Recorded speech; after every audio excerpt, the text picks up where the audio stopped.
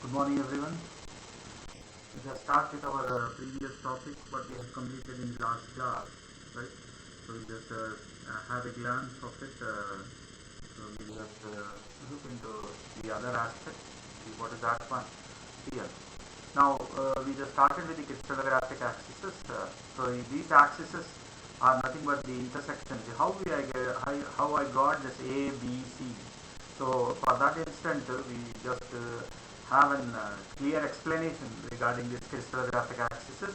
So axis resulted by the intersection of three non-concave planar faces of the unit cell. This is unit cell, and we are just taking a reference point here, and from this reference point we are just drawing some three lines here. That is called axis resulted by the intersection of three non-coplanar faces of the unit cell, and the angles between these faces are crystallographic axes are known as interfacial or interaxial angles. So you can just see these angles, right? Alpha, beta and gamma, they are nothing but interfacial angles. So what is the lattice parameter is all about? When these translation vectors A, B, C are known as translation vectors of a unit cell along a particular interaxial angles, right? We just call them interfacial angles or interaxial angles, right? Alpha, beta, gamma. So from Y and Z, you can just see how we get from Y and Z. You can just write alpha, and how we get beta. You can just X and Z. Z and X are X and Z, and gamma is angle between X and Y. So by these combination of these lattice parameters, that is A, B, C, and alpha, beta, gamma, together we can know the form and size of the given crystal. So for that, we start with the cubic crystal. So in the previous class, we just had a glance of different crystal systems. Now we'll have a detailed explanation of cubic crystal system. You can just see that A is equal to B is equal to C, and alpha is equal to beta is equal to gamma is equal to 90 degrees. Now this is known as the, if this condition is satisfied, then we can call that particular crystal system as cubic crystal system. Now you can just see the dimension of cube is A. You already know that a cube is having an area of A cube. So A is equal to B is equal to C, alpha is equal to beta is equal to gamma is equal to 90 degrees. If this condition is satisfied, then we can call such crystal as cubic crystal. Now what is the meaning of tetragonal here? So here you can just see A is equal to B, B is not equal to C. See, A is equal to B, and see, you can just see by the diagram itself, it indicates that. So A and B are equal, but you can just see the dimension, the length, right? So this length is something different from the length of A and B. So A is equal to B, B is not equal to C, then alpha is equal to beta is equal to gamma is equal to 90 degrees. Because if this condition is satisfied, then whatever the crystal system we are seeing, right, that crystal system is considered to be tetragonal system. Now you can just see this, just a minute, right. Now this is the tetragonal system.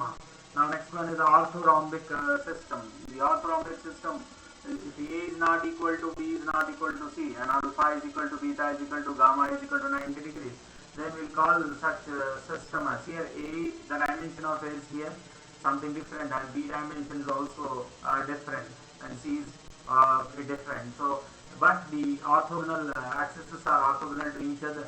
So we call such orthogonal axes alpha is equal to beta is equal to gamma is equal to 90 degrees. If this is the case, then we'll call such thing as the orthorhombic system.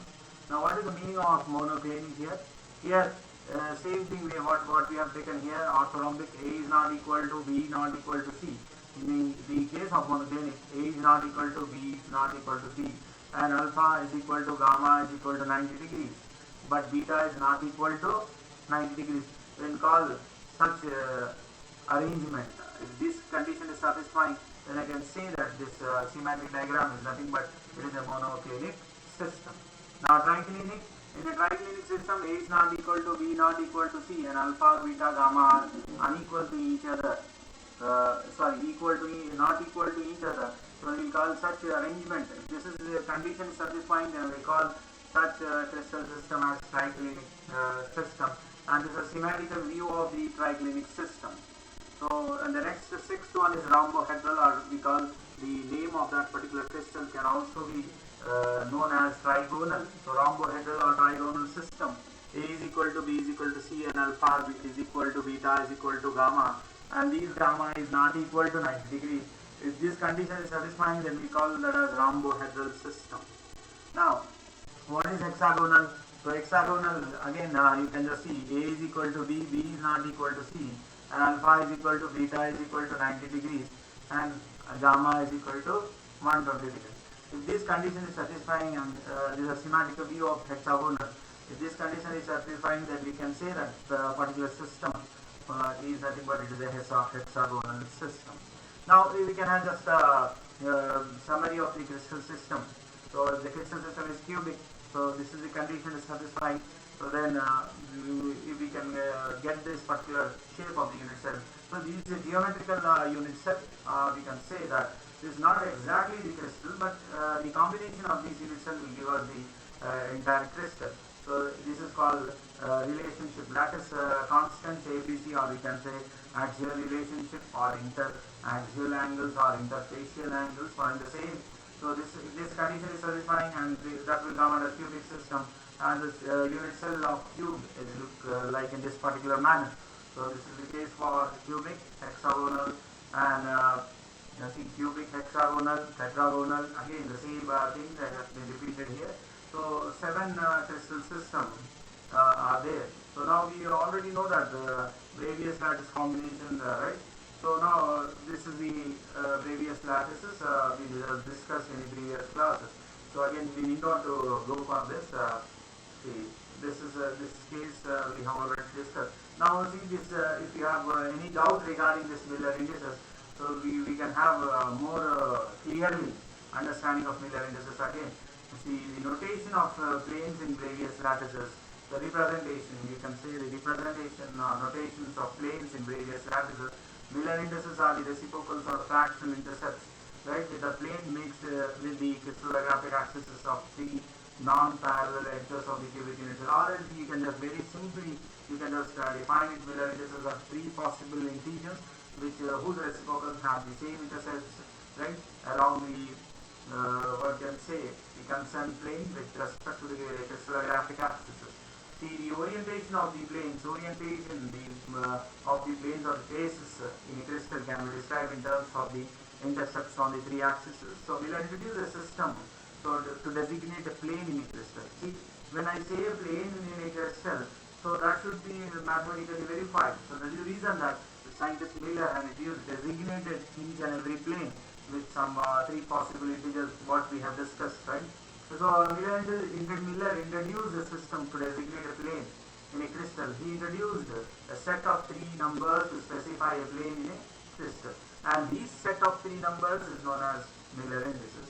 So you see more precisely again why we are doing is that I want to show you very clearly what is actually lattice planes, how the lattice planes are formed in geometrically.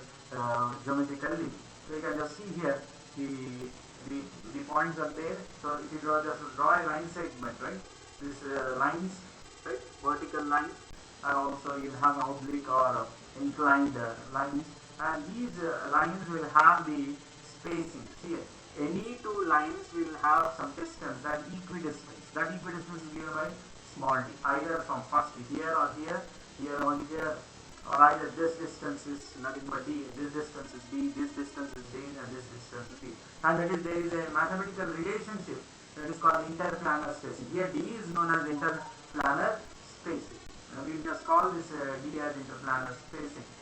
Now, so you can just see this one, the crystallographic planes have been shown in the figure here. Now this in this case you can just see here. This is the case where you'll find that this particular plane, this is one plane. See, x-axis cutting x-axis, y-axis, so you can just see this here.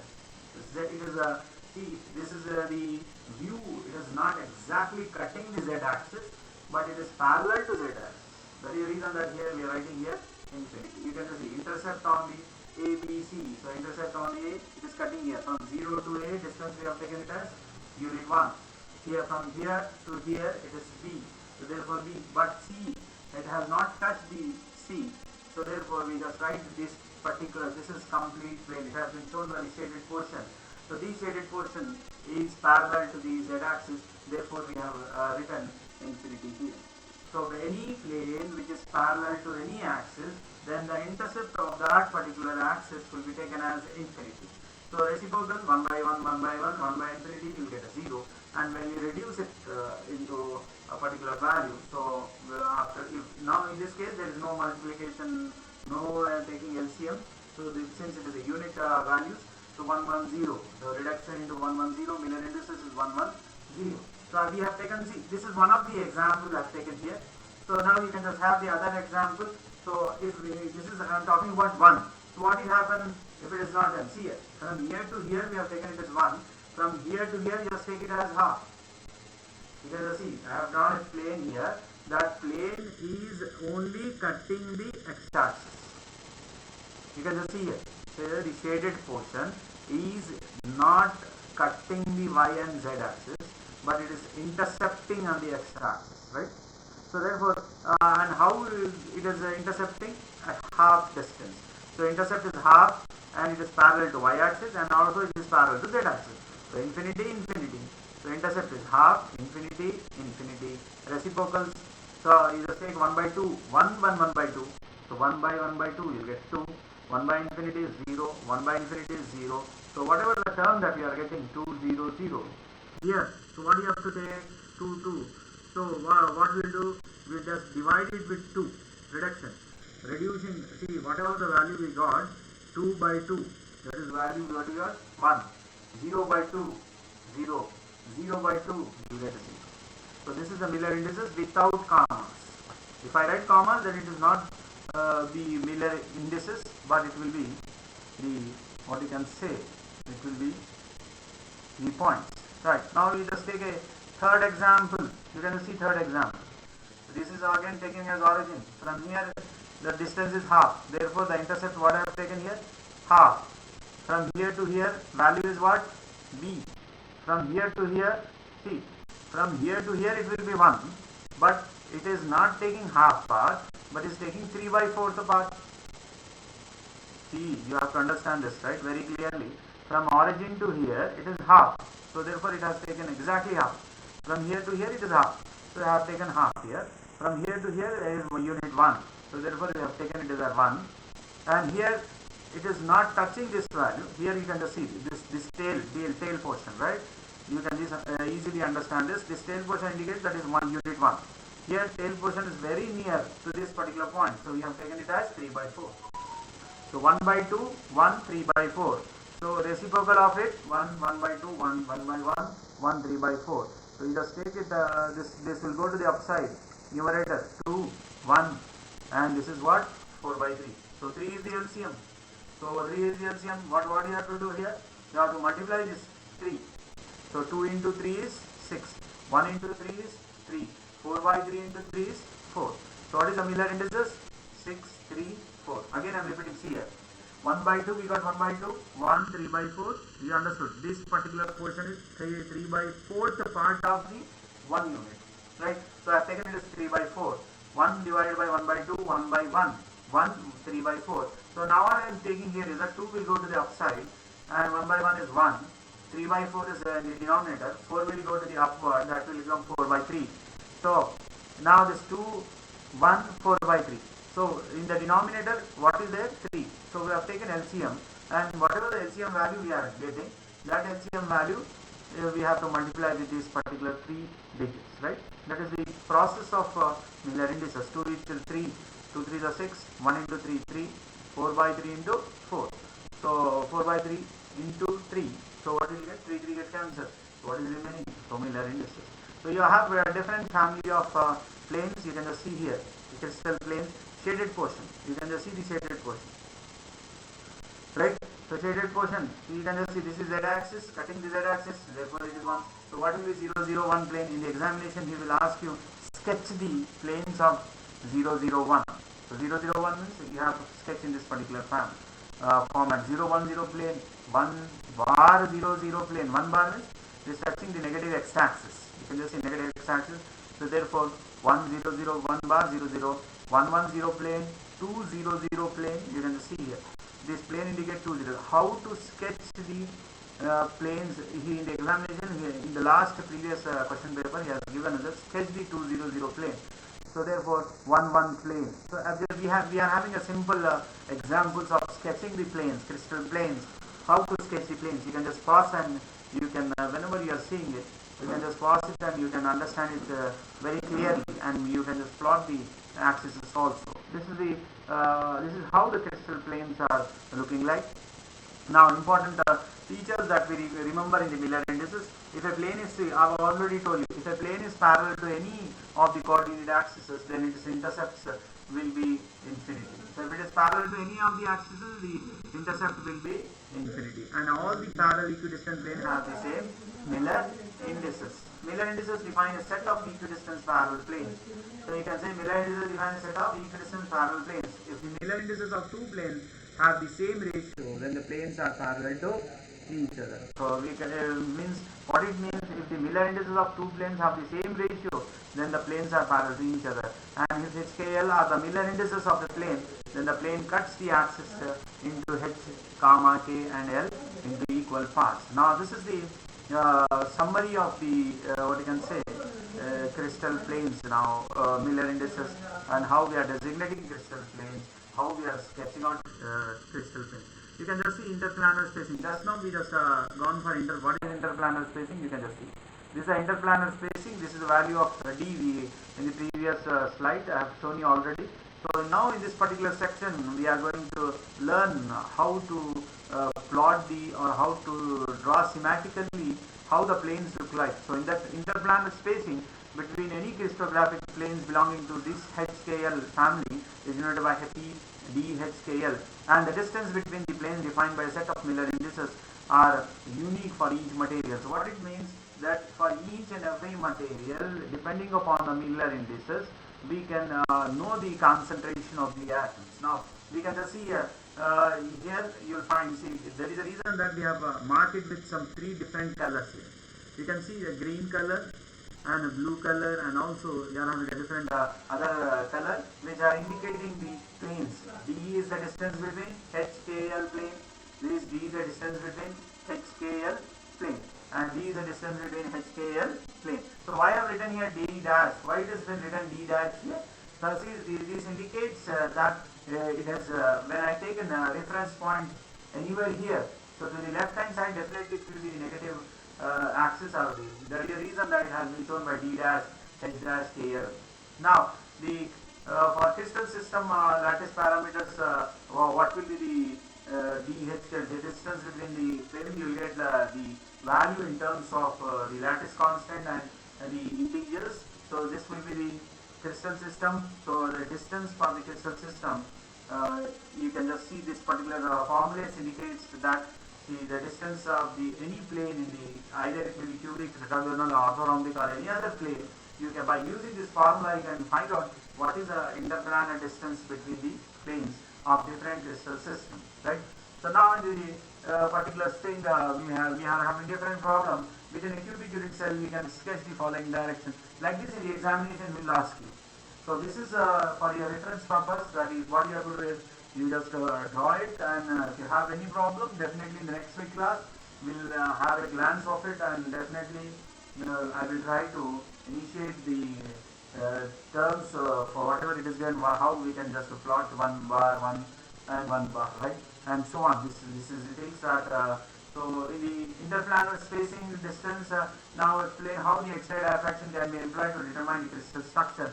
And we need to know the interplanar distances. It is given HKL. When I see here, when there is no comma in between the bracket, then you can just stick this is H, this is K, and this is L.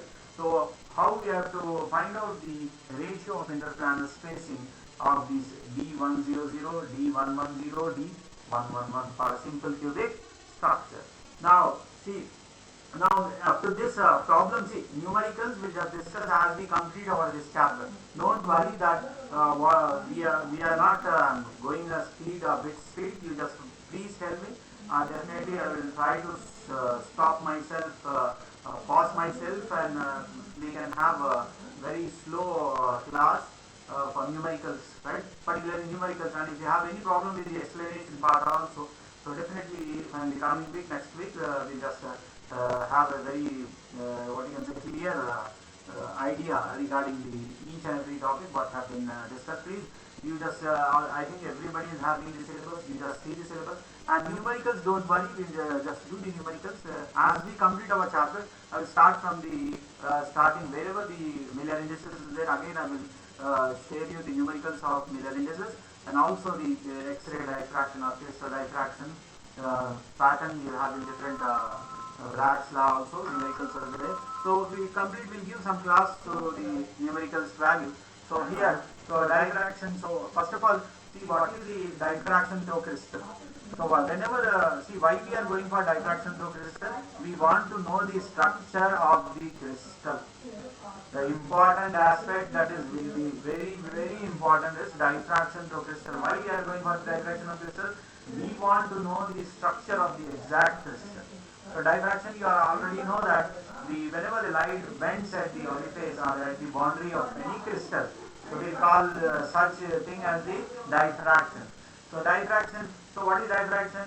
So what it is given in the PPT here, the light rays when passed through a sharp edge of an object can form some bright region inside the geometrical shadow of the object. So this is the bending nature of light. So you can just say the bending nature of light is nothing but diffraction in a very simple word. But it comes to the definition, it is nothing but whenever light bends at the boundaries of the boundaries or the orifice of the object, then we call such phenomena as the diffraction. So though this is more precisely, this is the exact what we can say the professional definition of diffraction.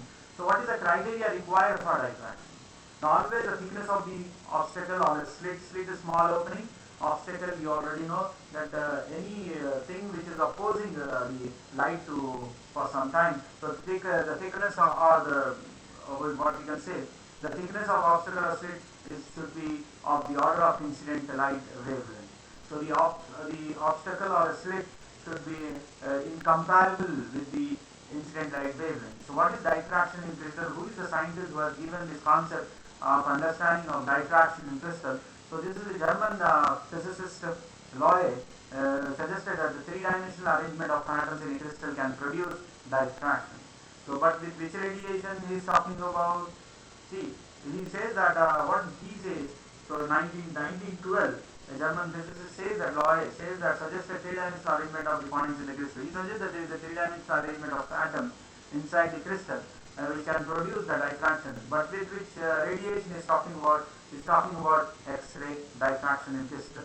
So here, why cannot we take any other rays? Why we are concentrating on X-ray? You come to know, right? In the next slide. So X-ray diffraction crystal, the wavelength of X-rays is of order of angstrom, so which is in the range of spacing between the atoms in the crystal. Now this is the major important aspect point. So why we are studying about X-ray? The wavelength of X-ray is of the order of angstrom. 1 angstrom is nothing but 10 power minus 10 meters. If I talk about 10 power minus 10 meters, which is in the range of spacing between the atoms inside the crystal, and hence it is producing the diffraction. Right. Now, so that is, see, we started with diffraction. What is the important condition of diffraction? What is the diffraction? This diffraction in crystal has been given by the German scientist Roy, and how this X-ray diffraction is there in the inside the crystal. Now, what is the importance of this X-ray? Why we are concentrating on the X-ray? You can just see the wavelength here. You find the different ranges of wavelength. So 1 micrometer, 10 nanometer, 100 nanometers, starting from 100, 10 nanometer, 1 nanometer, 100 picometer, 100 picometer, here 1 pm, and here 100 FM. What is the meaning of this FM? Anybody?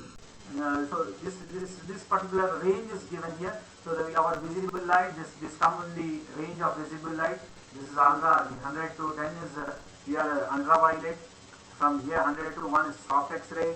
Now 100 pm to 10, this is hard X-ray, and this is what? Gamma X-ray. So now the photon energy which has been emitting in this particular light is 1 electron, 10 electron, and so on. Now this is, see, why we are explaining all this. This is only for your understanding that how these X-rays are very important and by means of these X-ray, what is actually we are getting. See here, you can just see this X-ray crystallography. When I insert an incident the X-ray on the crystal, you can just see this particular aspect here.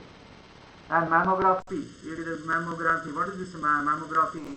We can just see this thumb part or any part which is from which we can see the image microscopically, right? So now in the medical CT scan, we take a medical, we just take a CT scan, right? So CT scan, see again we just insert the X-ray and we'll get exactly the image of that particular instance. You can just see this type of images will observe medical. And for security, in airport security also we use this X-rays for whatever the things which are there inside the bags. You are with me? See, hard X-rays are used here, medical CT. See, different X-rays are there, soft X-rays and hard X-rays. So where actually we are using, at what particular range we are using, and we have given that importance of that will come under the importance of X-ray. So you can imagine how important topic this X-rays are, and how this diffraction of X-ray is very, very important for us. Now, so you can just see how the X-rays in 9th class also you just studied about the X-ray. A typical X-ray tube is given, right? An X-ray tube produces wherever high-speed electron is colliding with the metal target. So this is there in the 9th class, but for your understanding purpose, I'm just refreshing it. You can just see here. There is an electron here. This is a typical X-ray tube. X-rays are produced. How the X-rays are produced? When high-speed electrons, you can see, I've shown it with e to the power of -1. High-speed electrons are hitting the metal surface, metal target. The source of electron or the filament, very high accelerating voltage between the cathode and the anode. So we will get the X-rays, and these metal targets, these metal targets are nothing but copper, aluminium, and so on. There are different types of metal targets you can use for producing the X-rays. So Bragg's law, you have done in the intermediate. So Bragg has and his son W.H. Bragg and his son W.L. Bragg have developed a relationship and to explain why there is the different phases of crystal appear to reflect the X-ray beam at certain angles theta. So the relation which is given by wavelength and the certain angle theta, which is given by the two scientists, the father and son, Bragg, is nothing but we call this relation as n lambda is equal to 2d sin theta. So the variable distance between the atomic layers in the crystal and the variable lambda is the wavelength of the incident X-ray beam, and you know that n is an integer. So the observation is an example of X-ray interference, commonly X-ray diffraction XRD, and there was different. We can just see this, how these constructive and destructive interference of waves is possible here. So where we say it is in phase and out of phase. So we just discuss about this Bragg's law in one dimension. So this is Bragg's law in one dimension. So later in this section we will go for this one. So here you can just see this Bragg's law n lambda is equal to this, and whenever we are incidentting the X-ray, so the X-ray are getting diffracted, and mathematically it has been shown by this relation n lambda is equal to 2d sin theta. So now, so for this class, what we are trying to do here in this today's class, we just had an introduction of what we have learned. Now, in today's class, a very small class, but still I am going very slow. For I'm not. What I am trying to do is that till the Bragg's law, if you have any doubt, in the later section we just go for the another topic here. So now what we do is that we just confine ourselves to today's class. I'm just what I'm doing here. I'm stopping here for today's class. Before stopping it, so please try to give the feedback form. See, your attendance is valid when you just give the feedback form, and when you answer the feedback form, then that particular answers will be taken into consideration, and that correct answers. See, if you have understood the class, definitely you will correct answers.